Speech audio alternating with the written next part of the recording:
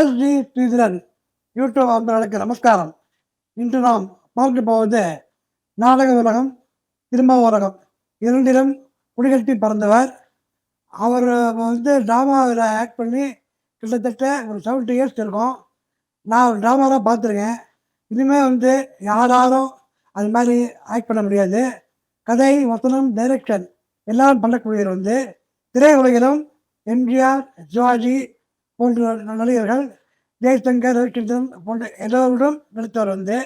அவருடைய அனுபவங்கள் ஒரு கடலில் எப்படி காலம் காண முடியாதோ அந்த மாதிரி அவரோட அனுபவங்களை நான் சொல்லி வாழாது. அவரை சந்திப்பதில் பெரும் மகிழ்ச்சி அடைகிறேன். அவர்தான் அன்றும் இன்றும் எனது மதிப்புக்கும் மரியாதைக்கும் உரிய ஏஆர் சீனிவாசன் என்ற ஏஆர். நமஸ்காரம் சார். நமஸ்காரம். நீங்கள் முதல்ல எப்போ வந்தீங்க சார் மெட்ராஸுக்கு? மெட்ராஸில் தான் பிறந்தேன். ஓ, ஸோ எப்போ வந்தேன்? இந்த ஸ்ட்ரெயிட்டாக இங்கே தான் வந்தேன். ஓ, மெட்ராஸில் எங்கள் தாத்தா டெப்டி கமிஷனர் போலீஸாக இருந்தார், அம்மாவுடைய அப்பா. ஓ, ஸோ ரூட்ஸ் ஆரம்ப காலம் மெட்ராஸ் தான். பட் அப்போ மயிலாப்பூரில் வாசம். அப்போ இருந்த பெரிய மனுஷா, பணக்காரா, பேர் பெற்றவா எல்லாருமே மயிலாப்பூர் தானே, வேறு இடமே கிடையாது. ஸோ மயிலாப்பூரில் தான் நாங்கள்லாம் இருந்தோம். அப்புறம் பின்னாடி நான் படிக்கிறதுக்காக, வசதி பண்ணுறதுக்காக அப்பா இங்கே ஒரு வீடு வாங்கி எங்களை, நான், என் தங்க, என் தம்பி படிக்கிறதுக்காக. பட் சின்ன வயசில் நாங்கள் கம்ப்ளீட்டாக இருந்து படித்தது பூரா பாட்டியாத்தில். எங்கள் ஊர் ஆலங்காடுன்னு ஒரு சின்ன கிராமம், ஓ, தஞ்சாவூர் ஜில்லாவில். அப்பா ஆக்சுவலாக ஸ்வீகாரம், ஆலங்காட்டுக்கு ஸ்வீகாரம். அவள் சிஸ்டர்ஸா காலத்தில் இருந்தால் உனக்கு 3 குழந்தைகள் இருக்காது, நாங்கள் ஆற்றுக்கு அனுப்பிச்சோன்னு சொல்லிட்டு போடுவாள். சரின்ட்டு அனுப்பிச்சுட்டு இருந்தேன். ரொம்ப ஈஸியாக இருந்திருக்குது. ஸோ அப்பாவுடைய ஸ்வீகார அப்பா அவர் டெத் பெட்டில் இருந்தார். அப்போ தான் அப்பாவை ஸ்வீகாரத்துக்கு எடுத்தார். அவர் பாஸ் அவே. ஸோ அப்பா அதுக்கப்புறம் ஹேஸ் டு டேக் ஓவர். அப்போ 8 வயசு 9 வயசு அப்பாவுக்கு. ஸோ பாட்டி தான் எல்லாம் பார்த்துட்டு இருந்தேன். அப்பா கல்யாணம் ஆன பிறகு லயலா காலேஜில் took it BA graduate. 1933 BA graduate அப்பா லயலா காலேஜில்.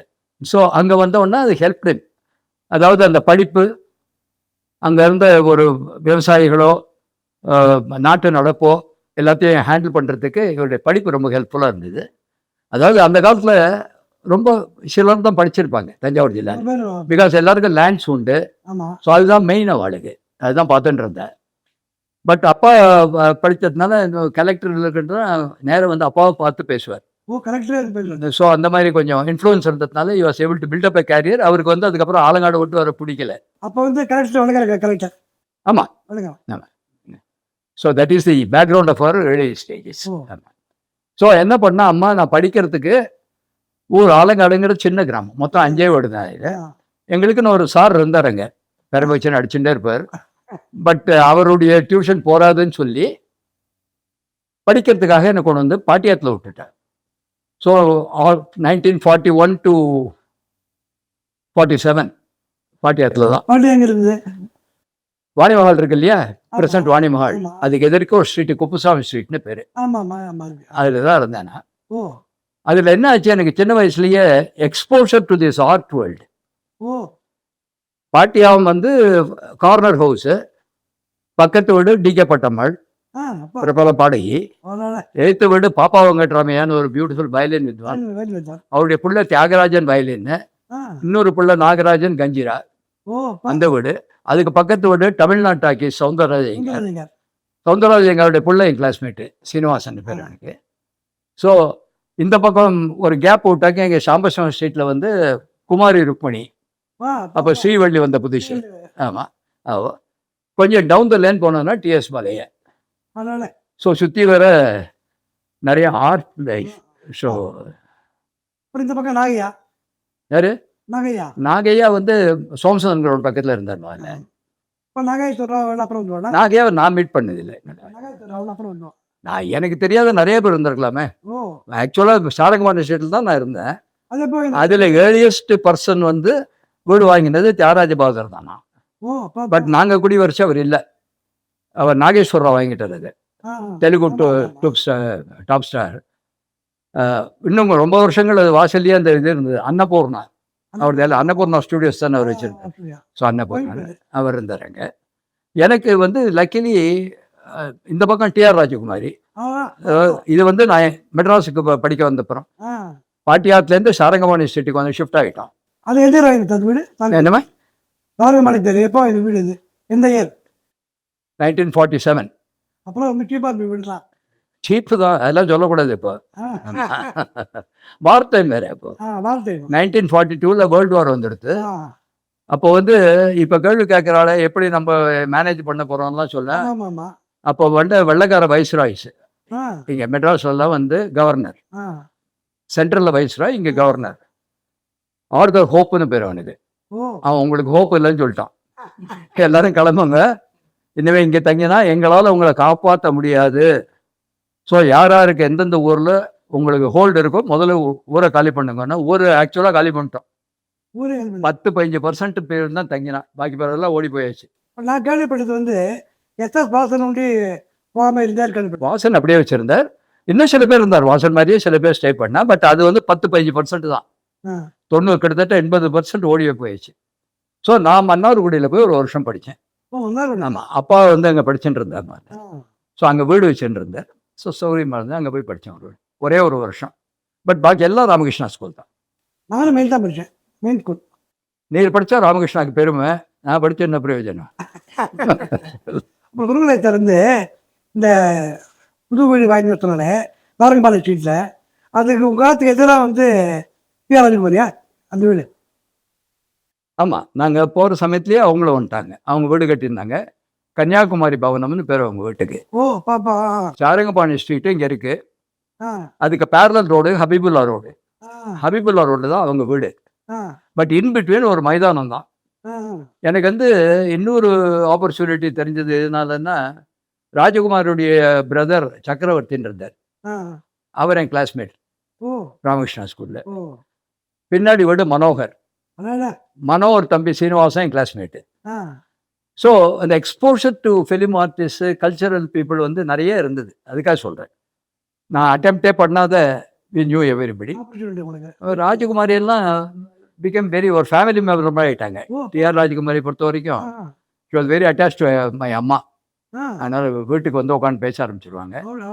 எனக்கு நான் மீட் பண்ண one of the very cultured ladies was Rajakumari. ஓ உண்மை சொன்னேன்.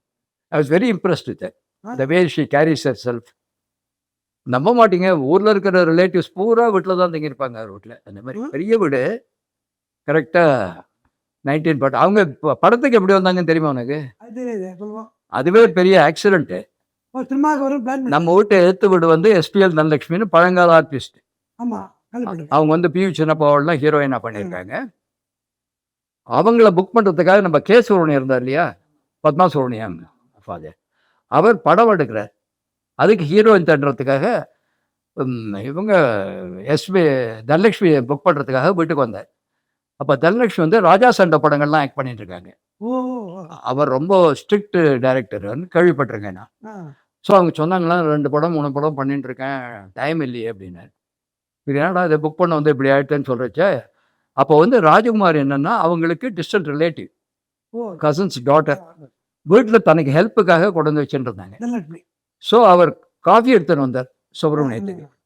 சுப்பிரமணியம் இந்த காஃபியை கையில் எடுத்துன்னு சிப் பண்ணிட்டு ஹியர் இஸ் மை ஹீரோயின் விட்டார். ஓ தனலட்சுமி புக் பண்ண வந்தவர் ராஜகுமாரி புக் பண்ணி போட்டார். கச்சதேவயானின்னு படம். ஆ கச்சதேவயானி எப்படின்னாக்க பேய் ஓட்ட ஓடித்து பழந்த மாதிரி பேய் ஓட்ட ஓடித்து. ராஜகுமாரி இடுப்பத்தை வச்சுட்டு ஒரு கொடை வச்சுட்டு ஒரு ஃபோட்டோ, ஒரு சிங்கிள் ஷீட்டு, இந்த தகரம் அடிச்சிருக்கு தெரியுமா சிங்கிள் ஷீட்டு. அப்போ வந்து அது நீங்கள் விலைக்கு வாங்கணும்னா வரணும்னா 10 ரூபாய்க்கு ஒத்துட்டு இருந்தது 10 ரூபாய். மார்க்கெட்டில் பிளாக் மார்க்கெட்டிங். ஒரு நாள் வந்து 10 ரூபாய்.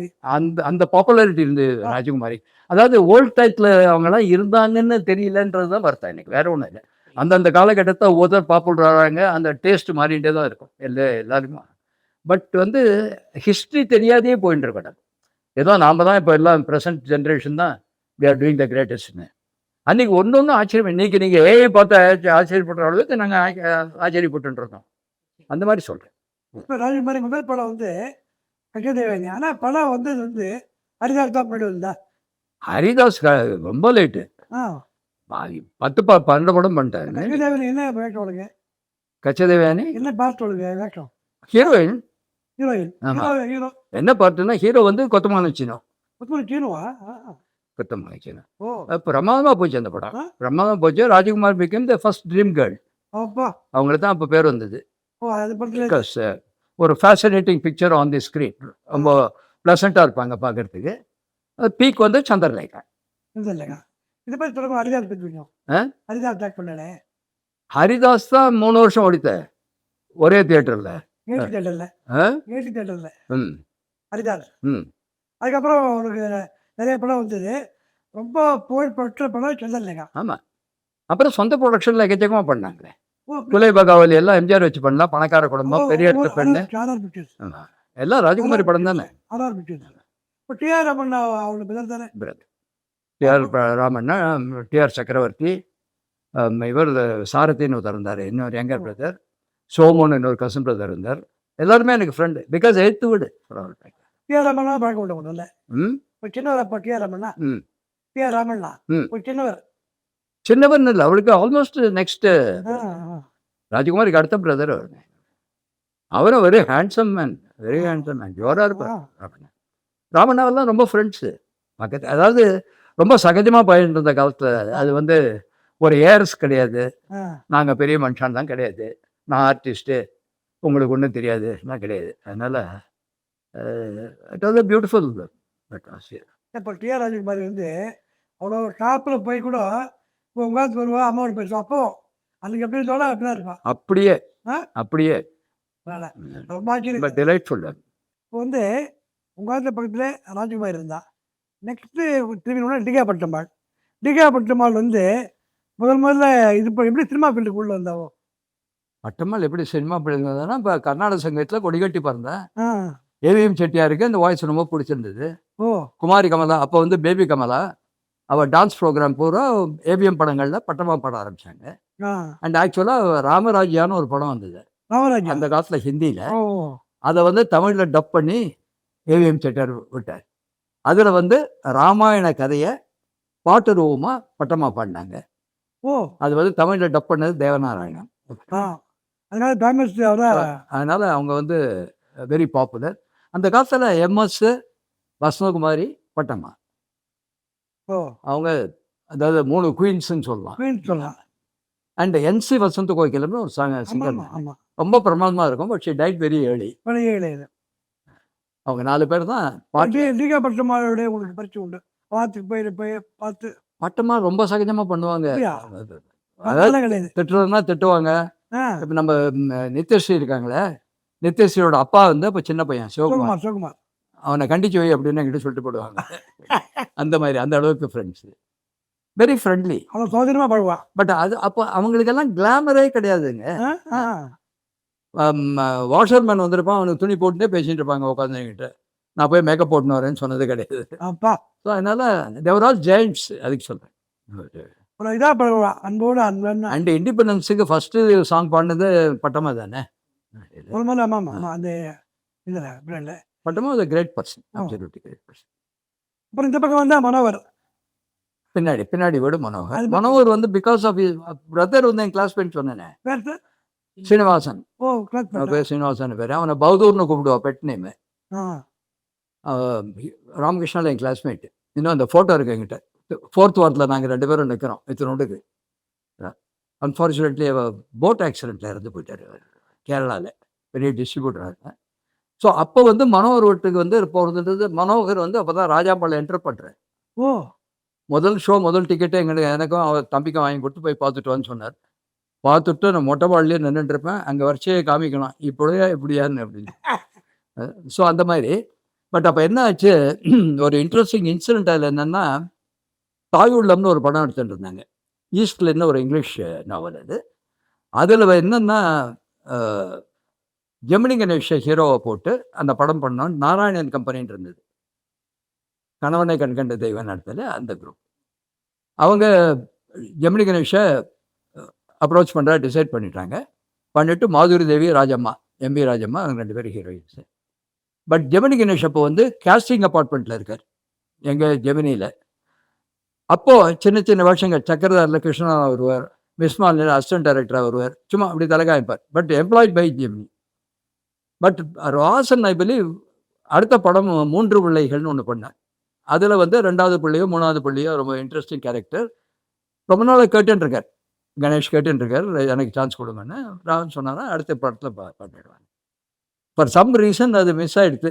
அது இவருக்கு தெரியல. இவர் என்ன பண்ணிருக்கார், நாராயணன் கம்பெனி கூப்பிட்டு கேட்ட உடனே சாரி ஜெமினியில் செகண்ட் ஹீரோ வருதுன்னு அங்கே தான் பண்ண போகிறேன்னு சொல்லிட்டு அவங்க மனோகரை புக் பண்ணிட்டாங்க ஹீரோவை. ஸோ இவர் என்ன ஆச்சு, இப்போ ஸ்ரீராமன் ஒரு ஆக்டர் இருந்தார். அன்ஃபார்ச்சுனேட்லி அந்த செகண்ட் சன் வந்து அவருக்கு போயிட்டு தந்துடுவார்.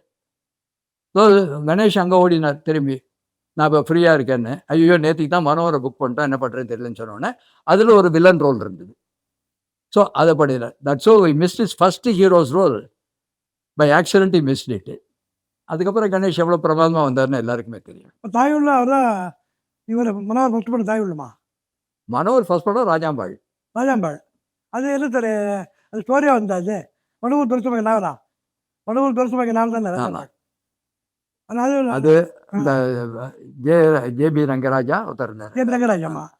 ஸோ அவங்க படங்கள் நிறையா வந்தது. அந்த காலத்தில் ஃபேமஸ் ரைட்டர் ஆச்சு மனோகர் பெருசுமாக, ரங்கராஜ், அவெல்லாம் கோதை நாயகம்மாள் இருந்தாங்க, நிறைய இருந்தாங்க. வைமி கோயநாயகம்மா. அதாவது ஹிஸ்ட்ரி நீ உட்காந்தா வந்து நம்ம 4 நாளைக்கு பேசிட்டு இருக்கலாம். வைமி கோயநாயகம்மாள். வைமி கோயநாயகம்மாள். ஆமாம், திருநெல்வேலி. அவர் இது இன்ஷூரோட சொன்னா இருக்கு கோதை நாயகம். நான் அவர் வந்து ஃபீல்டு போயிட்டு வரேன் இந்த காலத்தில் வந்து. ஆமாம், அதை பற்றி சொல்லுங்கள். நீங்கள் வந்து நீங்கள் சின்ன வயசில் உங்கள் புக்கில் படிச்சிருங்க. நீங்கள் வந்து மனோகர் வீட்டுக்கு வரும்போது சந்திரபாபு அவரும் பேசிட்டு இருப்பா, நான் ஃபுல்லாக கேட்டுருப்பேன். அதாவது அப்போ வந்து சந்திரபாபுவும் அந்த படத்தில் ஆக்ட் பண்ணார் தாயுள்ளத்தில். தாயுள்ளத்தில் அப்போ இவச நியூ கமர். சந்திரபாபு என்ன பண்ணார், எப்போவுமே பாட்டு கிட்டெல்லாம் எல்லாம் யார் இருக்கானே பார்க்க மாட்டார், பாட்டு ஜாலியாக பாடினவர். பட் அப்போ வந்து இஸ் ட்ரைங் உள்ளே வரத்துக்கிட்ட அப்படின்னு மகாலிங்கம் புக் பண்ணி தெருப்பாடகன் இல்லையா, கவலை இல்லாத மந்தன் இல்லையா பண்ணார். அது மெயினாக பண்ணார் அவர். இல்லை டிஆர் மகாலிங்கம் ப்ரொடக்ஷன்லேயே ஒன்று பண்ணார். ரோட்டில் வந்து ஹேட்டெல்லாம் வச்சுன்னு வந்து பாடுவார். ரிமெம்பர் எந்த படம் தெருப்பாடகன். ஆமாம், ஏன்னா அந்த அதுக்கப்புறம் தான் இதெல்லாம் பண்ணது, கவலை இல்லாத மனிதன்லாம் அப்புறம் தான். ஸோ அவர் வந்து உட்காந்து பாடின்னு இருப்பார். நான் அப்போது வந்து ஒரு லேடி சைக்கிள், ஜெமினி கணேஷ், மனோகர், சந்திரபாபு உட்காந்து ஊர் கதையெல்லாம் பேசிட்டு இருப்பாங்க. அன்றைக்கி ஷூட்டிங் நடந்த சமாச்சாரம்லாம் இன்ட்ரெஸ்டிங்காக இருக்கும். ஸோ நானும் சீனுவும் மனோகர் தம்பியும் பக்கத்தில் ஒரு சேரை இழுத்து போட்டு நாங்களும் கேட்டுருப்போம். திடீர்னு என்ன பண்ணுவார் சந்திரபாபு, நாளையிலேருந்து நீ 7:30 மணிக்கு வீட்டுக்கு போகக்கூடாதுன்னு ஒரு நாளைக்கு கேட்டேன். எதுக்கு சார், எதுக்கு பாபுன்னு தான் கூப்பிடுவாங்க. அவர் சீனுன்னு கூப்பிட்டுன்றத காலம் அது. இல்லை இப்போ எனக்கு 8 மணி வரைக்கும் இங்கே வேலை இருக்குது, என்னை யார் கொண்டு போய் பஸ் ஸ்டாண்டில் விடுவாங்க.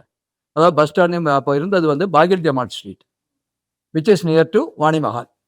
வாணிமஹாலில் கொண்டு போய் ஒரு அறிக்கை விடணும். அவர் ட்ரிப்ளிகேனில் ஒரு சிங்கிள் டெனமெண்ட்டில் இருந்தார். அப்போ ஒரே ஒரு ரூம் எடுத்துகிட்டு இருந்தார். பட் சைக்கிளில் கொண்டு போய் ஒரு பஸ் ஸ்டாண்டில் விடணும். இது எனக்கு வேலை, இல்லைன்னா உன்னோட பேச மாட்டேன்னு கோச்சிங்க. சரி கொண்டு போய் விடணும். அப்பாட்ட விஷம் வாங்கினேன் லேட்டாக பார்த்தனால. அவர் கொண்டு போய் விட்டுருவேன். அவர் என்ன பண்ணுவார், நான் வச்சுட்டு இருந்தது லேடி சைக்கிள், அது பின்னாடி கேரியரில் ஏறி உட்காந்துருவார். அந்த கேட்டு தாண்டினவுடனே பாட ஆரம்பிச்சுடுவார். அவருக்கு வந்து கவலையே இல்லை, யாராவது கேட்குறா எல்லாம். அதாவது அரௌண்ட் 7:30 7:45 வச்சுக்கோங்களேன். ஊரில் 8 ஊர் கேட்குற மாதிரி பாடுவார். அப்போ மாம்பழத்தில் டி நகரில் எப்படின்னா 7வது மணிக்கு லைட் அனுப்பிச்சிடுவார். எல்லோரும் ஜன்னகதை சாத்திடுவாங்க. அவள் வீட்டுக்குள்ளே இருந்து ஜன்னகதை திறந்து பாப்பா, யார் இது ரோட்டில் கத்துறது அப்படின்ட்டு. அப்போ ராப்பிச்சக்காரனாக வேறு வருவான். ஸோ அப்படி சந்திரபாபுட்ட ஒரு எக்ஸ்பீரியன்ஸ் எனக்கு. அதில் என்ன ஒரு ரொம்ப டிஸ்டர்பிங் சமாச்சாரம் சொல்லுவார்னா, சீனோன்னு கூப்பிடுவார் என்ன. Seeno, Babu came from platform, he will go back to platform. நான் சொன்னேன், எதுக்கு அச்சானி இப்போ தான் என்டர் பண்ணுற பாபு, எதுக்கு அச்சானி வேணும், அது தெரியும் எனக்கு, நான் சொல்கிறேன் அப்படின்னு. அதுக்கப்புறம் பெரிய ஆள் ஆகிட்டார். நான் டச் விட்டு போச்சுன்னு வச்சுங்க, அவர் சூப்பர் ஸ்டார் லெவலுக்கு போயிட்டார் அவர் காமெடியில். ஸோ சேட், அவர் சொன்னது பழிச்சுதானே எனக்கு ஒரு வருத்தம், வேறு ஒன்றும் இல்லை. அந்த மாதிரி அவங்கெல்லாம் ரொம்ப ஃப்ரெண்ட்லியாக பழகினாங்க. அப்போல்லாம் என்ன ஸ்டேச்சர் எங்களுக்கு, ஸ்கூலில் படிச்சிருந்தா 5th form 4th form 3rd form அந்த மாதிரி.